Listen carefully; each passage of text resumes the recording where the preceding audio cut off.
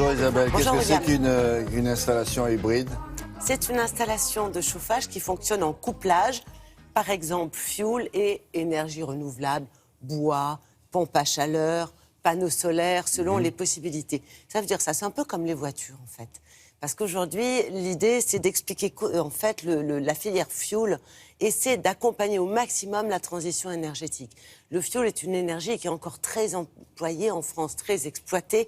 On a 10 millions de Français qui sont chauffés au fuel, tout simplement parce qu'on a plus de 20 000 communes qui ne sont pas desservies par le gaz. Donc le fuel représente une solution intéressante, notamment dans les régions un peu difficiles d'accès, comme la montagne. Parallèlement, les énergies renouvelables, qui sont évidemment au summum de la cote et qui sont amenées à se développer, sont quelquefois insuffisantes. Si vous avez une installation un peu vieille, un peu ancienne, une vieille maison, c'est pas évident de tout faire fonctionner uniquement avec des énergies renouvelables.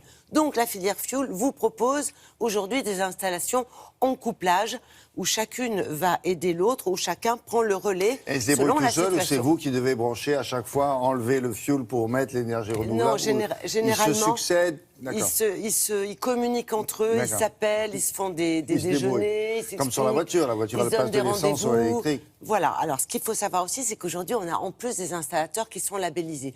Ça veut dire qu'à terme, ça veut dire quoi? Possibilité de crédit d'impôt. Donc tout ça, ça fait beaucoup de bonnes nouvelles. Direction la montagne, parce que c'est la région la plus concernée par ce type d'installation. Pour en savoir un peu plus, regardez.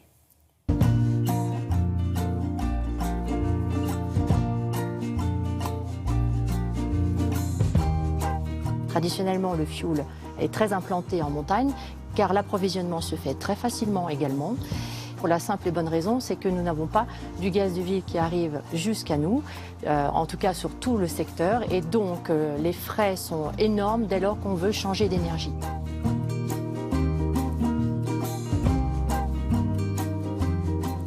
Qualifuel, c'est un label de qualité qui va mettre en valeur les compétences acquises par un installateur de chauffage. Donc c'est un gage de sécurité pour ses clients, avec une installation performante à la clé.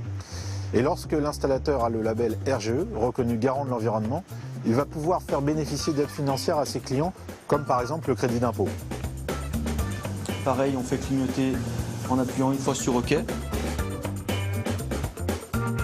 Un installateur Qualifuel est formé à proposer à ses clients des innovations technologiques concernant son énergie de fuel domestique, mais également à proposer des solutions hybrides, c'est-à-dire installer une chaudière fuel couplée avec un système hybride, un système d'énergie renouvelable, comme par exemple les solutions solaires, ou alors le bois, ou alors la pompe à chaleur. Sur cette installation, donc solaire couplée avec un fuel condensation et une chaudière bois bûche, les économies faites par rapport à avant, on était de l'ordre de 3000 litres de fuel par an. On est passé à 300 litres de fuel par an.